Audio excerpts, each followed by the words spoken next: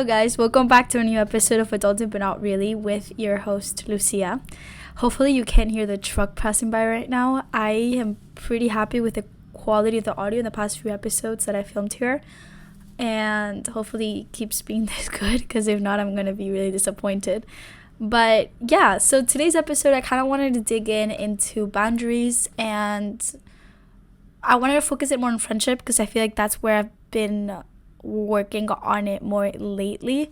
Not that anything bad has happened. It's just something that I've noticed and realized that it's something that you have to prioritize, especially going into the last year of uni and, you know, getting a new roommate, and also just realizing that life is about to happen to me and I'm about to graduate in a couple months and I am out into the world. And yeah, a lot of things come from that, and it's not just silly little uni life experience anymore. You actually have to move on with your life and start thinking things more strictly, and who's gonna stay, who's not gonna stay. Not that I'm picking and choosing who I'm gonna be friends with, like that's just not what I'm trying to say, because that's not what's going on at all. But I think realizing who has been there for me the past 3 years that I've been in uni, who hasn't, who makes the effort to text me back, who makes the effort to spend time with me, who makes the effort to, you know, make me feel good, and we have a stable and healthy relationships. And I think it's the season for me where I prioritize good people and people who are worth, you know, keeping in touch with. So yeah, which can be translated into having quality over quantity. That's what I wanted to say. That's something that I've mentioned in other episodes, and that's something that I live by to this day. I generally think that having quality 3 friends is much better than having 10 friends that are shitty, talking about you behind your back and just being horrible listeners and horrible communicators. I've had friends cry to me about different friends breaking their boundaries, and then when they communicate their boundaries, they come crying and they're like, oh, but I didn't think it was a breach of your boundaries, and I don't care that it's still a breach of your boundaries because that's something that I wanted to do. And then they end up crying, and then nobody's mature enough to move on with the situation in a healthy way, so it just all goes downhill. So I thought this episode would be quite relevant to this transitional period of my life, but also I think it's something that it's important to work on in any point of your life, and something that I think is not talked about more often. I stop recording. Anyways, I feel like especially in high school, not a lot of people talk about it, and not a lot of people take seriously what it is like to have healthy friendship, what it looks like, and they just don't understand how that could even work. So I thought this episode would be quite good for a lot of people to hear, and for a good self-reflection about life and where you're at. So I want to talk about what it's like to have a transitional period between your high school years and then your uni years, and then obviously more in a professional setting. I feel like the dynamic between friend groups changes a lot, especially in uni. If you're living abroad, or if you're living in a different state or a different town by yourself and you're not around your family, your friends do kind of become your family. I do have specific friends that feel like family to me to this day, and they will always feel like family because we've just bonded so much by just having each other in another country, not having any of our families around us. And definitely I think having those boundaries from the beginning was something that I really prioritized when it came to those friendships. Freshman year of uni, I did not have any boundaries with anyone. I was kind of going with the whole FOMO thing. I've heard so many people say to me that they still have so much FOMO. Basically, if you don't know what FOMO is, I'm just going to give a basic explanation of it. It's describes as the fear of missing out. So a lot of people tend to go out to parties, tend to go out that night to a restaurant, or even just hanging out with people, not because they want to, but because they feel like they're going to miss out on something. And it's really common. Sometimes it's, you know, having a little bit of FOMO sometimes is quite healthy. It's not really like a crazy wide experience. But I think having it on a regular basis and constantly thinking about what you're going to miss out on if you don't go out that night, unless, like, even though you're exhausted, I think it's one of the most unhealthy type of thinking that you could have when it comes, because you just feel this constant pressure in yourself. And I'm talking about experience because I've dealt with massive FOMO freshman year of college. All I could think about was I have to go downstairs to go to the smoking area with them. Even though I wouldn't smoke, I would sit and just listen to them even though I was exhausted, and they would meet up at like 12 a.m. and leave by 4 a.m. and it was like a regular thing every night, and that just wasn't my lifestyle. I'm a grandma. I like to be in bed reading my book by 11 p.m. Not even like that's the latest. Like I like to be in my bed and asleep. I like to read my book. I like to make my tea. I get out of class at 7:15 and it's cold and dark already, and sometimes I do make the effort to go to dinner with friends or to go to my friend's house for like an hour max, but it's already so dark outside, it's cold. All I want to do is go to sleep, go to bed, put on my PJs, watch a comfort movie, make some tea, call some friends, and then go to sleep. That's my perfect night every night, and I look forward to that part of my day every day. So I generally think like I was forcing myself to fit into this standard because I thought that that's what I needed to be in order to have friends, which is so sad to think about. But then I've realized that yeah, that was temporary happiness, like, oh, I have so many friends, and then eventually I did lose them because it was undescribable how different our lifestyles were. There's a point that I was drained and I was like, I can't go out tonight, I can't do this. And then they did actually end up just start doing things without me. But then this is what I say to people, because there's so many of my closest friends that tell me, oh, I need to go out tonight because if not, then I don't know if they'll ever text me again to hang out. If they don't do it, then they just like the friendship wasn't gonna last anyway. It just wasn't worth it. It really wasn't worth it from the beginning. Like, if you're worried that because you can't hang out once or twice, or you're generally going through a really tiring week that you just want to stay home most of the week, and people don't understand that, that's their loss. That's not a friendship that's going to go on long term. You know, I think a healthy, resilient, well-communicated friendship is a friendship that you know that no matter what, they're going to communicate with you, they're going to be okay with you, you're going to tell them, hey, I'm having a week where I really just want to be home, I don't want to go out clubbing. I personally have only gone clubbing once this entire quarter, and it's so unlike me because I'm the type of girl that every weekend I was going out. Like, I wasn't going crazy, like, hello, I'm in bed by like 4 a.m. Like, I'm not going crazy out here. But I also was the person that I was out most of the time at the club, and now I just haven't. And I've had my chances to go, and I've had turned like people down to go to the club. It's just, I'm exhausted lately. I don't know what's going on with me. I'm just tired. All I want to do is read. All I want to do is go to dinners with friends, go to my friend's house, but I don't want to go out. Like, the idea of going to a club right now really exhausts me. And I'm kind of being hypocritical right now because I am going to do it this weekend because I have a friend visiting and she really wants to go, so I'm going to go. But generally, if it wasn't for the friend that's visiting me this weekend, I would not step foot near any club, especially Soho at night. I would not step foot in that place. And that's okay. And I've gotten to a point in my life where I didn't even think twice about, oh, are my friends going to text me next week to hang out, or oh, are they even going to want to hang out with me now that I haven't gone clubbing in like 3 weeks. That didn't even cross my mind at all. If I'm like, hey, I can't go to dinner today, my head hurts, my stomach hurts, oh, I just don't feel like it, or I don't want to spend the money today, I'm not worried for a millisecond that they're gonna drop me, that they're not gonna contact me ever again, that the friendship might not last. And I feel like healthy relationships need to feel secure.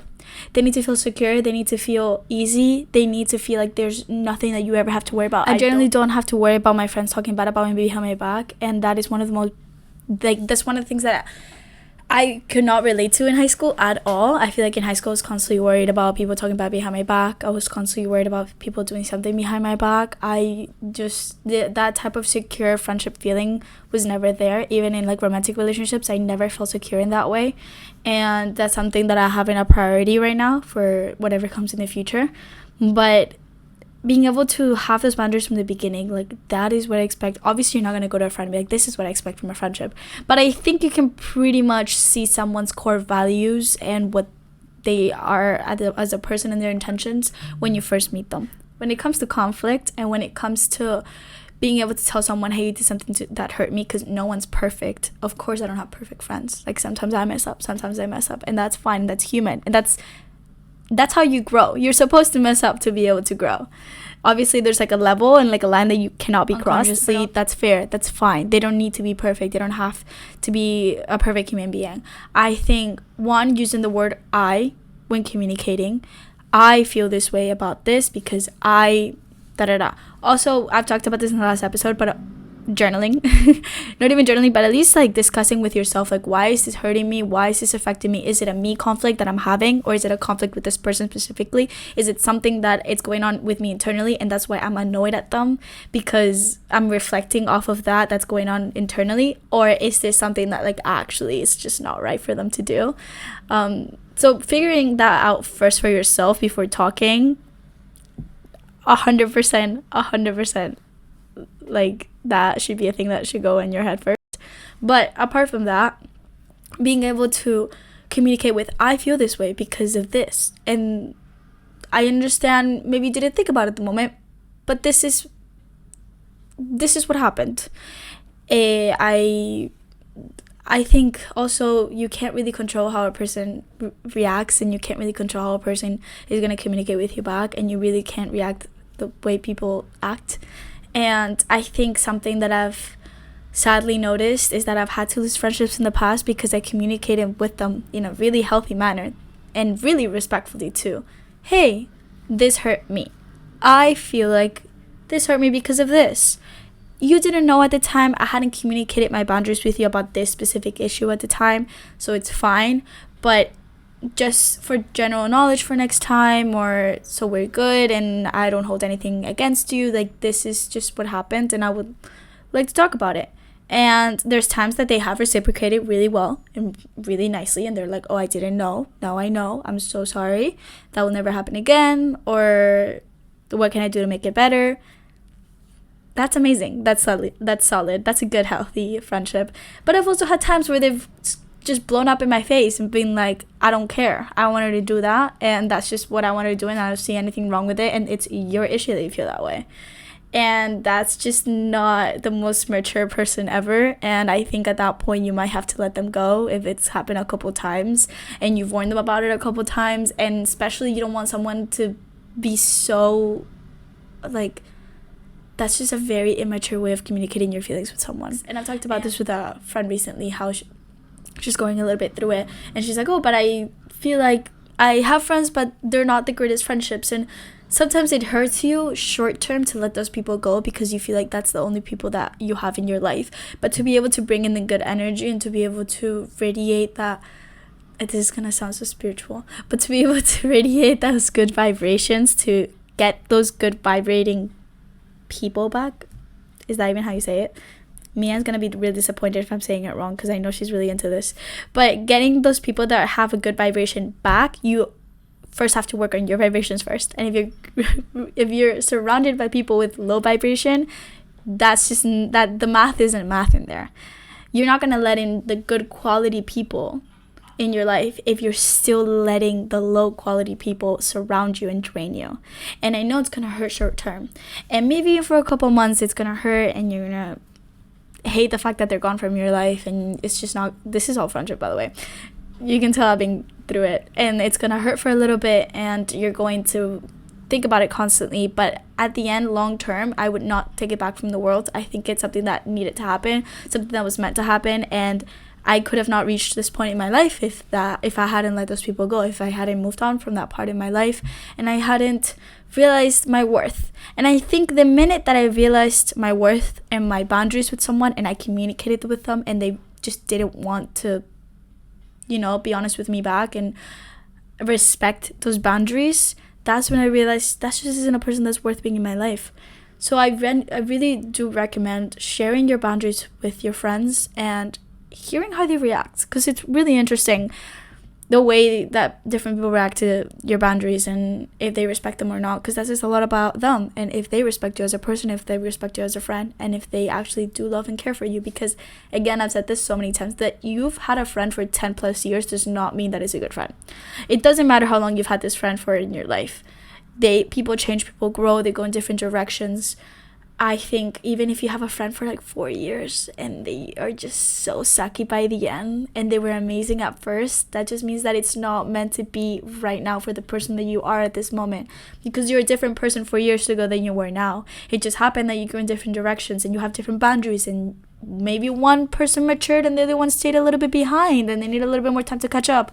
And that's just, you're not in the right mentality in life at that moment, and that friendship is just not colliding anymore. It's just not doing its thing anymore, and that's fine. And you don't need to be friends with that person. And I know it sucks, but you're not supposed to hold on to friendships because of a timeline that you've had with them.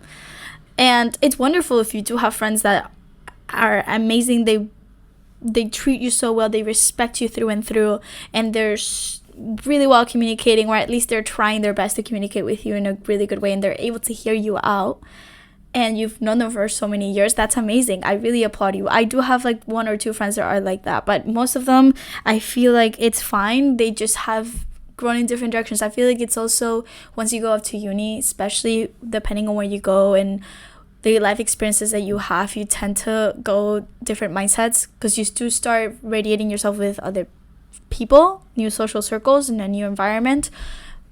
In London, my friends are completely different from the friends that I had in Miami, and I've seen that with other friends too. I know so many friends that back home, they have a completely different set of people that are nothing alike like the friends that they have in uni, and that's fine. It just means that that's what fits more your box right now, and the person that you are right now, and how you breathe, work, and react to things in life. And that is fine, and you don't have to feel guilty about that. When it comes to identifying boundaries, I think you need to first sit down and analyze what are your needs and your limits. Like, what makes you feel drained, what makes you feel disrespected, being able to check in with yourself.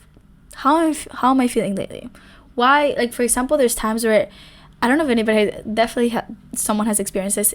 You see a person, you immediately get irritated by them, and you can't pinpoint what it is about them that makes you immediately irritated about them.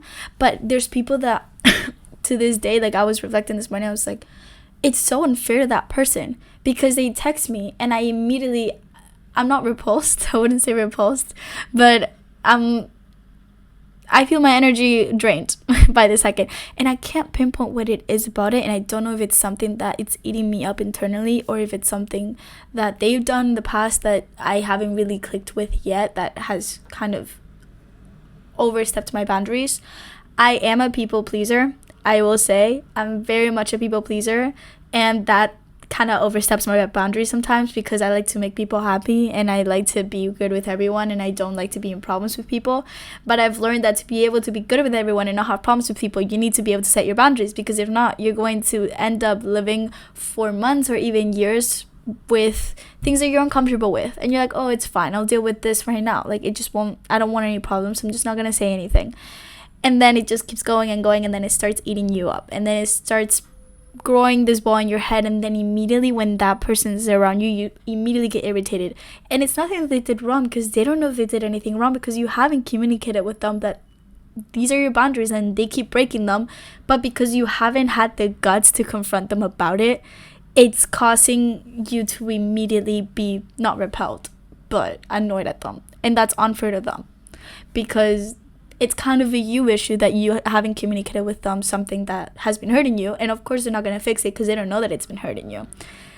So in conclusion, that was such like a long train of thought. So in conclusion, I really do, like, specifically when something starts annoying you, something you're uncomfortable with, instead of putting it under the rug and being like, it's fine, I don't want any conflicts right now, it's really hurting the friendship, bring it up.